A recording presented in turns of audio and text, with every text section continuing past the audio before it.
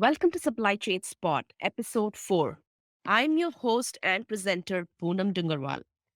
Our episode is sponsored by Export Mine, a global trade data company. With a little research, one can get a generic view on the state of the global supply links and how products get to where they need to. You could also obtain public data about the distribution flow of world imports and exports. But for a more systematic and expertly curated data set, Export Mine is who you should contact. They are our sponsors for today's show and the insights of the day. The insight of the day is the economic consequences of a war that threatens the lives and livelihoods of many Ukrainians will always be secondary to the looming humanitarian crisis. So we are ready. Supply chain spot meets the lodestar. I am super excited for this deep dive discussion about the current scenario. Amidst a gloomy series of events that highlight the brutish side of mankind, we are sitting down with Michael King today, who is a podcast creator, presenter, and producer of the Lodestar podcast. And we will have a deeper look at the imminent effects of the looming Russia Ukraine war on global supply chain. Mike has a unique perspective on global supply chain distribution due to his experience as a career business supply chain journalist. And I'm so glad he has made out time to sit and chat with us today. He has received numerous awards and recognitions that corroborate his experience in the field, including the Sea Horse Air Cargo Journalist of the Year award in 2012. He was a Supply Chain Journalist of the Year in 2016 and News Journalist of the Year in 2013 and 2017.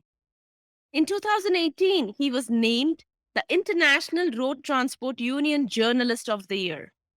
Mike also has a passion for supporting human rights, and he has made countless commitments to supporting the supremacy and respect for human rights in countries around the world, including Nepal and Indonesia. At a very tender age, Mike has also worked with Bosnian refugees as a volunteer during the war, and he's planning to do something for Ukraine in the upcoming weeks. Firstly, my heartfelt appreciation, Mike, for your dedication and willingness to help the people in the war zone. You are such an inspiration. Today, I proudly say I am honored to interview you. It's wonderful to have you on the podcast, Mike. You're welcome. Wow, Puna, I've never had an intro like that. I honestly haven't. I was wondering who you were introducing for a second. Uh, I thought someone else was coming on. That's so kind of you. I think you might be the first person that's ever read my, certainly in the last 5 years, like my LinkedIn bio. I don't think I've read it, in fact. And I tell you, you've upped the ante for my intros to the Lodestar podcast. I know a few co-hosts who might be giving me a nudge to give them a bit more of a boost or a bit more fanfare. Thank you again. It's my pleasure to come along. You're very welcome. Mike, so in the world today, we are seeing firsthand how a normalcy can change to uncertainty in an instant. I'm certain the people of Ukraine must have been so disconcerted by the sounds of the invasion and the weapons being hurled their way. This kind of uncertainty definitely affects the markets because anything that disrupts the flow of goods is generally not welcome, right? I don't think anyone likes the looming possibility of war. So let's keep aside the economy and think of people of Ukraine facing currently. I see, Mike, you have also served in the war, in the Bosnian war. Could you please tell us a little bit about, the emotions that's going on? The pain, the fear, no food, no shelter. These are the emotions people in Ukraine are going through right now. They have been shattered. They are out on streets, inside the bunkers, saving their lives. The intense thought of the same is so fearful, but Ukraine is facing it currently. Mike, what are your thoughts on the same? I don't know if I can really speak for war zones, but I mean, I think the first thing to say is just to think about all those people in Ukraine and what they're going through at the moment. I mean, there's no justification for one sovereign nation to invade another, but just think of the people I've been to Ukraine. I've been going there for over 25 years. It's a beautiful country. The people are fantastic. And now we've got civilians being bombed. There's children there. So it's just awful. You mentioned Nepal when you were kindly introducing me earlier. And when we're looking at the TV at the moment, the media tend to deal in casualties. But I was thinking about an interview I did in Nepal back in 2015 during the earthquakes. And I was talking to a mother, and she was saying to me, even months later after the earthquakes had stopped, her children insisted sleeping at night in a car because they were still scared that the roof might collapse on them. And when you take away someone's environmental safety, that's traumatic. So even if this war was stopped tomorrow, there's an entire generation who are traumatized in some way or another because they've been forced into being a refugee, or because they've been bombed, or just because they're terrified. The Russian soldiers will be traumatized as well. Probably people in Russia are traumatized by what's going on, what their country's doing. It's not just in Ukraine, it's outside. I mean, we're all trying to digest the threat of possible nuclear war. So this nuclear war isn't a European problem. That's a global problem. It transcends what's actually happening in Ukraine, but they're the people who I'm thinking about myself at the moment. Mike, these are the uncertain times, and the world is experiencing the volatility of global supply chain, where a disruption of flow in one region can have massive ripple effects. Russia is a country that is strategically connected to the world supply chain, especially for products like oil. And reports show that majority of Russia's roughly 5 million barrels of daily oil exports go to Europe, and about 700,000 barrels of Russian oil a day are consumed in the United States, which amount to roughly 4% of the US market. They export other commodities like gems, precious metals, steel, and the UK reportedly buys more precious stones and steels from Russia than any other country.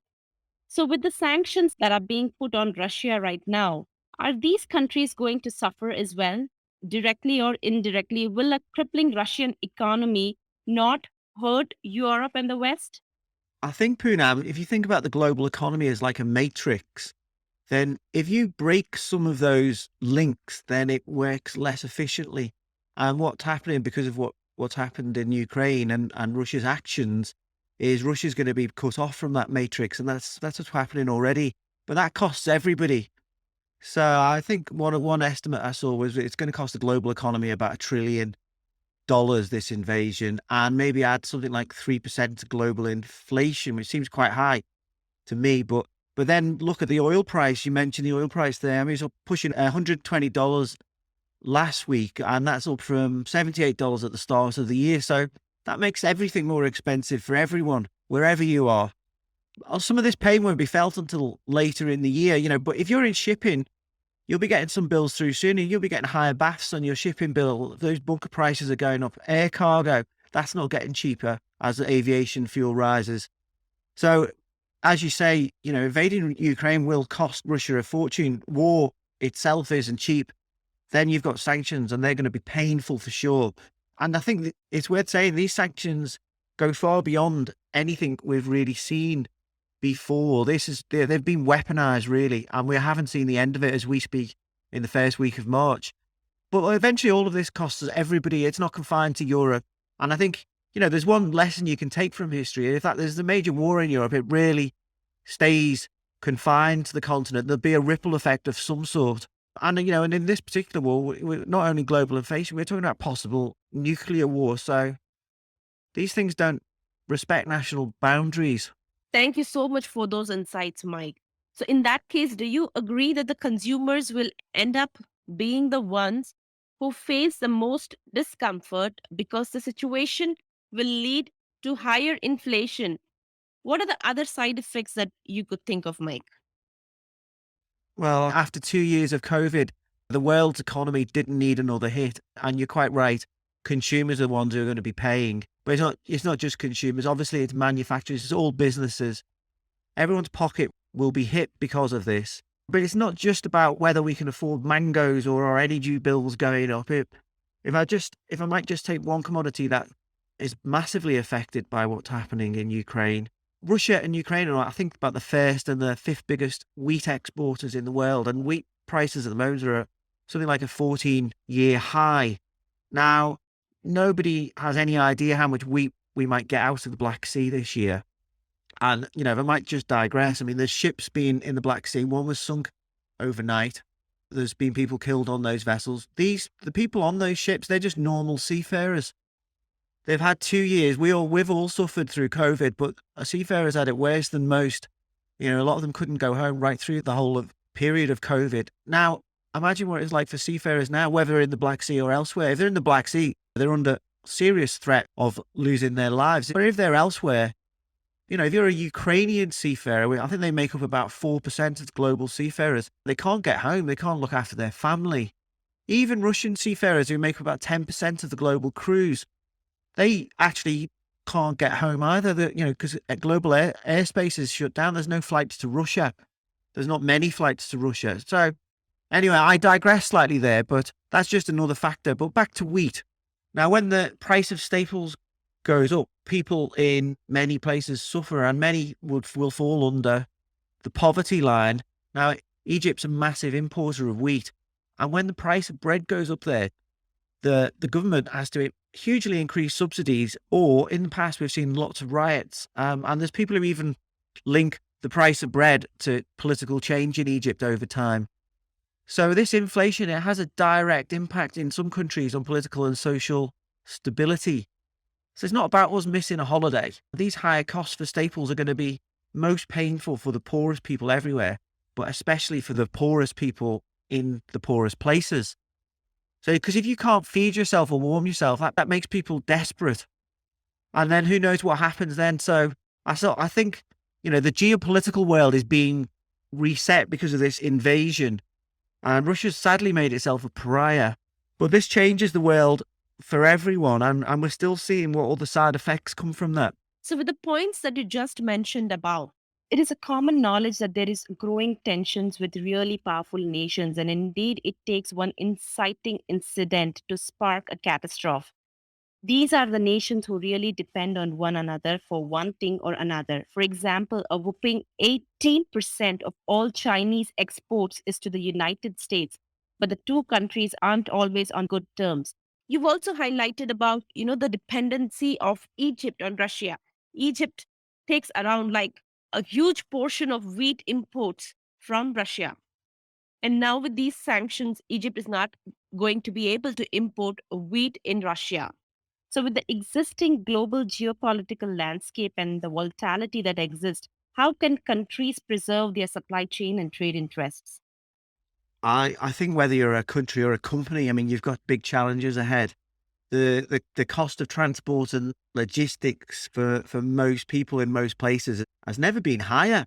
This is at every mode, and a lot of this goes back to COVID, of course. But this war, it changed everything. Trade relationships are going to be turned upside down. I think some countries, they might find themselves in a position where they have to choose sides in this new world.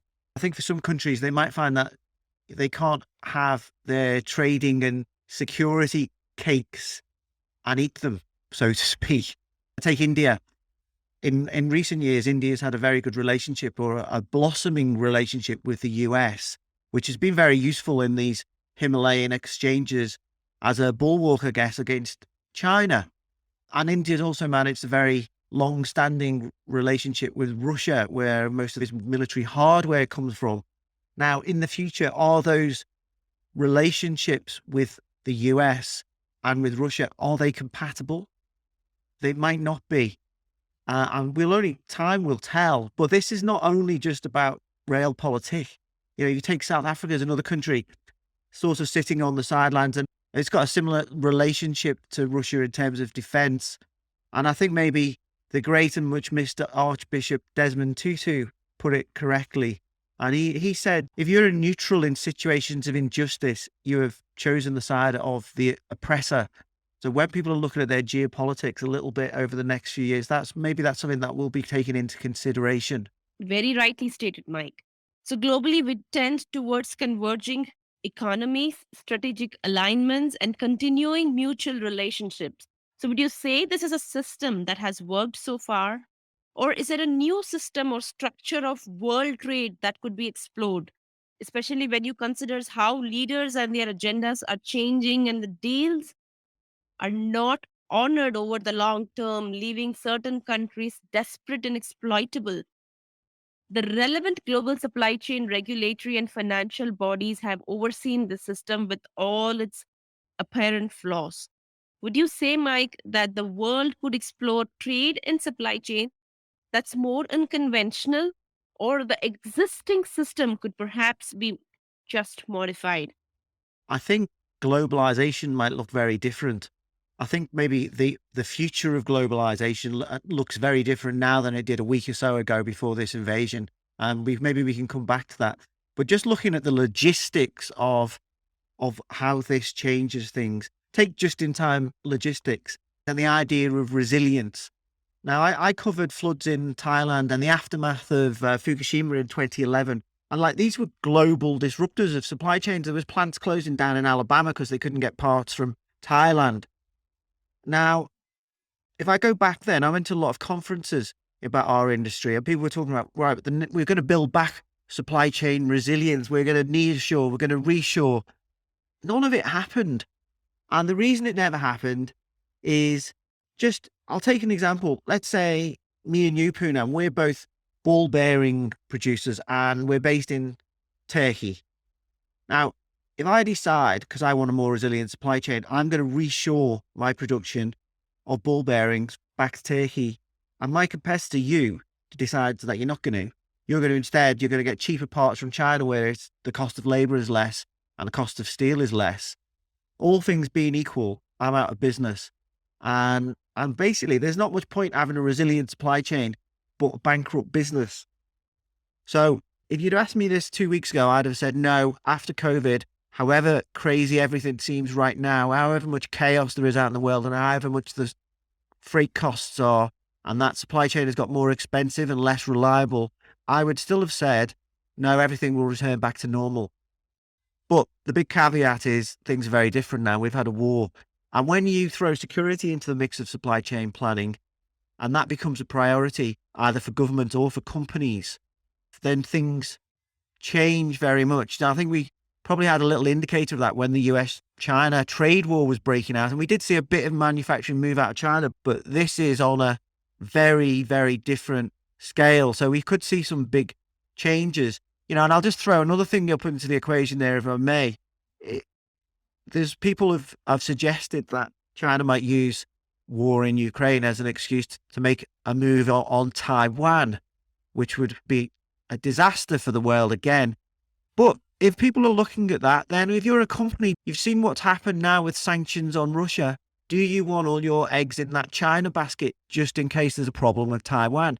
And equally, China has seen what's happened with sanctions on Russia, being cut off from global trade and finance. I'm sure it's trying to reduce its risk in case of a dispute with the West, maybe trying to find new ways of conducting its finance outside of this global system. So we're going to see a lot of changes, that's for sure.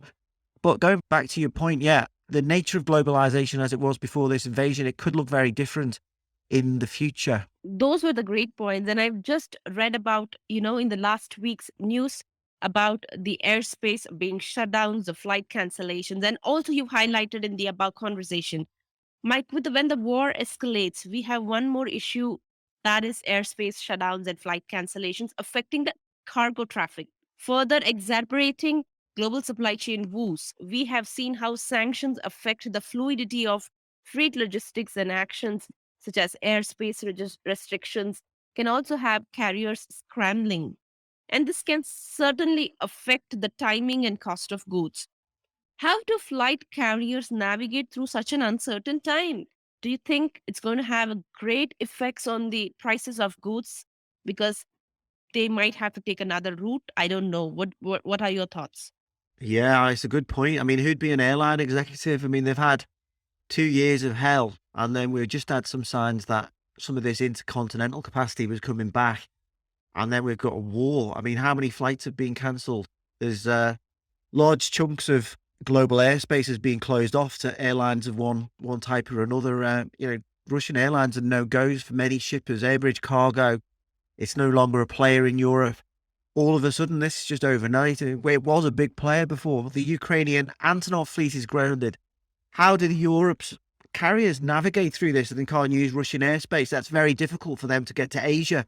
It makes it more expensive. Will government support come in? There's a lot of questions out there. It's a bit of a mess, really. I mean, what we can say is that there probably is going to be some winners from this. There's Chinese carriers. They haven't got any airspace restrictions. Those Middle East super connectors, they're not really excluded from any airspace that they would normally use. What does this do for air cargo rates? Well, we've already got war risk surcharges, but if you're a shipper and you're looking at air cargo, well, a lot of that belly hold capacity, particularly on those intercontinental rates, say from Asia to Europe, a lot of that won't be coming back anytime soon, but just because it might become not economic to actually operate a lot of those flights for some of those carriers at least. So unless demand drops, those air cargo rates, I'm afraid, are going to be staying quite high. With that being said, we see that the fundamental human rights of countless people are getting violated at this point, and the lives of many citizens of both countries and any visitors are in significant danger. Talk to me about how governments around the world can be of significant help to citizens in the war torn areas. What could be done that's deeper than sanction and condemnation statements? I think the main thing is, send humanitarian aid, but maybe don't send it all now. This could be playing out for quite some time. So there'll be others with these sorts of situations. There tends to be a huge amount of aid goes in initially, and then there's a drop off afterwards. So prepare for to maybe try and think of things that you can do not as a government, as just as me and you. There's plenty you can do. I booked a room in Kiev yesterday on Airbnb, and Airbnb's waived its fee. So if you want to give some money to Ukraine, that's one way you can do it. I live in London. There's a Ukrainian restaurant down the road from me. They're just driving aid over to Poland. They're collecting it at the restaurant. And around here, the supermarkets have sold out of medicines and baby milk and nappies because so many packages are being built by just normal people and then getting sent over to refugees. What I would say from when I've been in some of these places is make sure you address it correctly if you send it by mail. I was over at Kathmandu Airport during those earthquakes we discussed earlier, and the biggest logistics issue was about storage at the airport because they had so much cargo that wasn't addressed properly. There's some of it I was like, to the people of Nepal, well, they couldn't legally do much with it, even in an emergency like that. So we end up just blocking up that humanitarian supply chain. The other thing is make sure you send the right stuff. There's no point sending something that you don't want. Send something that someone will need. Send medicines. Send something that keeps someone really warm at night. One of the things in Nepal was they receive an awful lot of well-intentioned stuff, but like, say, for example, tents that would be really useful in the desert. Well, tents in the desert are not the same as tents that you might need in the monsoon in Nepal. So do a bit of research. Another thing, just as you asked me, I mean, if you're listening to this and you work for a logistics company, have a word with your bosses. Ask them if they'll do free shipments to Ukraine via designated charities. Seco Logistics are doing this. I know DHL are working hard on helping in Ukraine as well. There's nothing stopping anyone from helping out. And if you're a company and you are helping out, please give me a shout or let Lodestar know, because we totally support that humanitarian relief effort. And I'll be looking at this in a little bit more detail on the Lodestar podcast as well. There is a little piece of information I'd like to share with our listeners. With the intense fighting continuing across major cities in Ukraine, including capital Kyiv, as well as Kharkiv, Kherson, and Mariupol, damage to civilian infrastructure has left hundreds of thousands of people without electricity or water. Hundreds of homes have been damaged or destroyed, while bridges and roads damaged by the shelling have left communities cut off from the essential support. All the listeners of Supply Chain Spot, today we are at a place where Ukraine needs us. And Mike has completely stated that though we are divided by country, we are united by humanity. Your support can ensure that Ukrainians forced to flee their homes are sheltered and safe. If you'd like to make any humanitarian aid or if you have any questions, please feel free to reach out to thelodestar.com. I repeat, thelodestar.com. You can also find Michael King on LinkedIn. You can just type in Michael King and thelodestar.com. You're going to find his profile on LinkedIn. You can connect with him. You can reach out to him and see how you can help or give the humanitarian aid to people in Ukraine. Mike is going to respond to you as soon as possible. Or you could also email us at poonam@supplychainspot.com and we shall connect you with Mike. The thing that's happening in Ukraine currently has completely made the world awestruck. One important thing to notice is that when the war is going on, the availability of goods is an issue. Container shipping companies carry the bulk of the world's manufactured goods, making them a vital part of the global trade system. Three of the world's largest container shipping companies says that they are suspending their deliveries as an economic punishment aimed at Moscow over its invasion of Ukraine. The shipping companies like Maersk, MSC, CMA, CGM announced their move on 1st of March. The largest of the three, the Danish company Maersk, said all new bookings to and from Russia is temporarily suspended with just an exception of foodstuffs, medical and humanitarian supplies. Mike, what effects will this have on the rest of the Europe who have businesses that rely on their Russian counterparts and business partners? I think what we're seeing is trading with Russia, if you're in Europe, has just stopped more or less, except for energy. And it seems like there's a political head of steam building that might actually reduce energy purchases as well. Of course, businesses right across Europe will pay for this one way or another. But I guess anyone would say that probably, whatever the pain is that either consumers or businesses suffer, it pales in comparison to the price being paid by Ukrainian families right now. But essentially, if you're shipping containers anywhere, there was an advisory from Freightos last week saying expect prices to go up.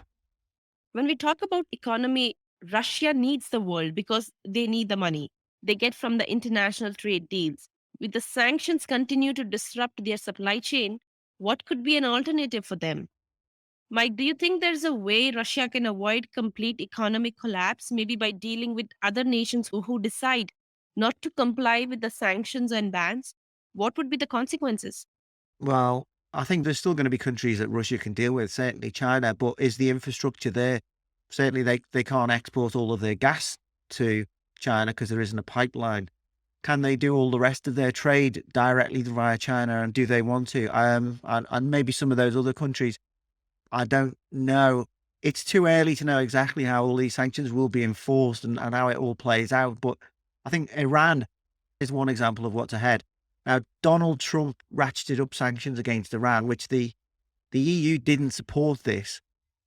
But banks and businesses in Europe, terrified of falling foul of US sanctions and not being allowed to do business with the US or being on this list, that was too high a price for many, and they just had to stop doing business with Iran. So we might see the same again. We've heard of Chinese suppliers who also deal with the States already saying they're reluctant to sell to Russia.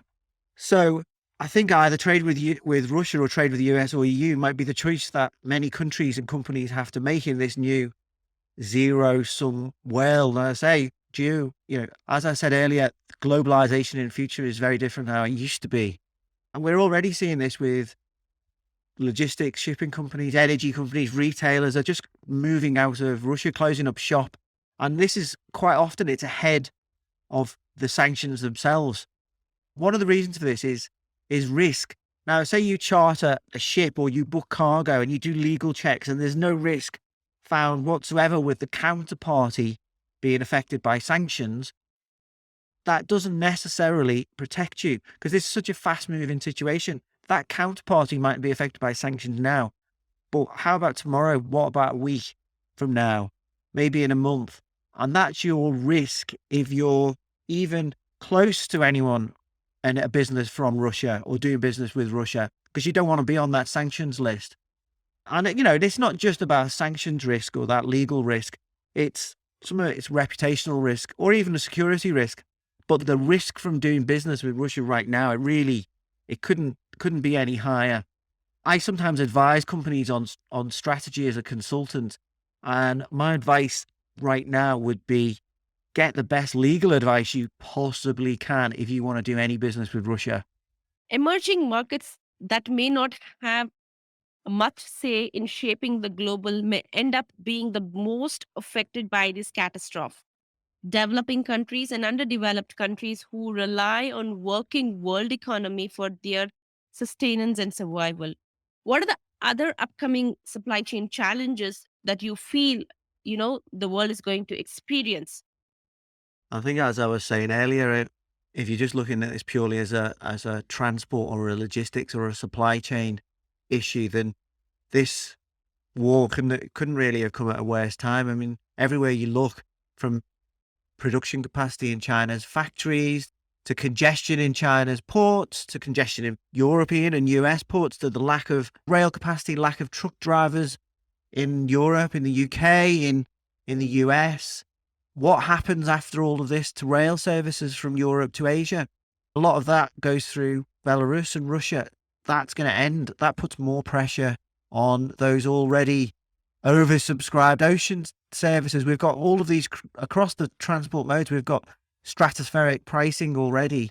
And as all of that capacity has been sucked into the real high paying lanes, so you've had all those ships sucked into the Trans-Pacific particularly, that's had repercussions around the world already. You know, there's high prices. There's been shipping cost inflation around the world. We've got a lack of capacity. We've got a lack of equipment. We're hearing on the Lodestar about SMEs who simply, for love and money, can't find slots on various trade lanes and carriers are just turning them down. They want to book it directly with the shipper, or they're signing big contracts with the biggest shippers.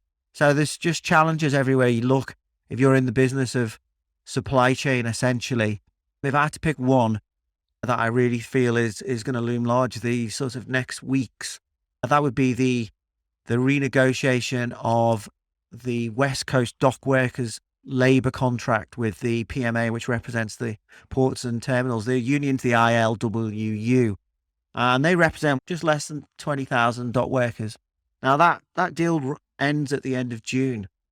Now, what we know from previous negotiations between the PMA and the IWU is that when they're negotiating, poor productivity has a tendency to decline, we've heard a few reports of that already happening. And if you think we've already got massive queues of ships off LA Long Beach, then, of course that's an issue. But also have a little think about the timing of this. I said end of June. Well, at the moment, if you order something from China out of the Midwest, that isn't going to arrive for, I don't know, someone said to me the other day, about 80 days, if you're lucky. So 80 days from now, that's June already. So we're talking about, this is an issue right this second. Already we're hearing that people are trying to get bookings into the East Coast or the Gulf ports rather than the West Coast. If you look at just at that global container shipping network, it's already a total mess. We've got congestion everywhere. Ships don't turn up on time. The reliability's never been as bad. If you throw something else, never mind war, but this dock workers negotiation, that's another big potential risk for that whole system. So yeah, add in the war. It's all a bit of a mess at the moment. I mean, of course, some people will make money out of all of this as well. Absolutely, Mike. So thank you so much for this deep information. So do you say that, the port congestion, that's the biggest issue right now, what's happening? Listeners, port congestion happens when there are too many cargo ships that need to dock at the berth to unload or load than a port can handle.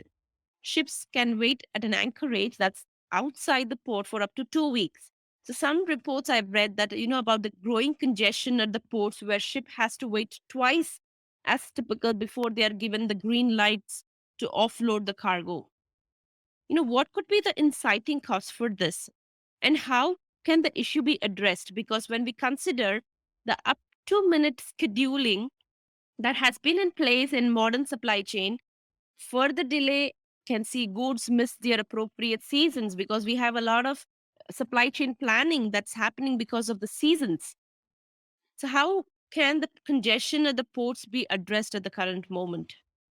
Well, it depends where you look. I mean, in China, I was reading something this morning from an analyst, and they were saying some of the problems that we've seen, say, in Shenzhen to do with port congestion has been down to China's strict COVID policies. Now, you take that LA Long Beach issue, there's a whole bunch of reasons why that happened, which I could drone on about that for ages, but mostly it's not just about the poor productivity, even though that is a problem. There's not enough chassis, there's not enough trucking capacity, there's too many empties.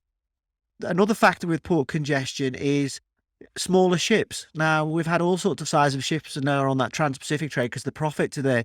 If you've got two 5,000 TEU ships, purely because of the time to get to and from the bay, if that's less efficient for a port to handle than one 10,000 TEU ship. So there's a whole bunch of things out there.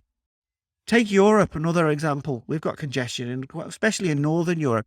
Now, we've got this problem with Russia where a lot of these ships, they've all got cargo that might be bound for Russia, and the ports don't want it, or they've already offloaded the port and no one will load it. So you've got a whole load of Russia cargo that's got nowhere to go at the moment. That's not going to help congestion at any of those North European Baltic ports, that's for sure. What changed any of this globally? It's probably not more ships.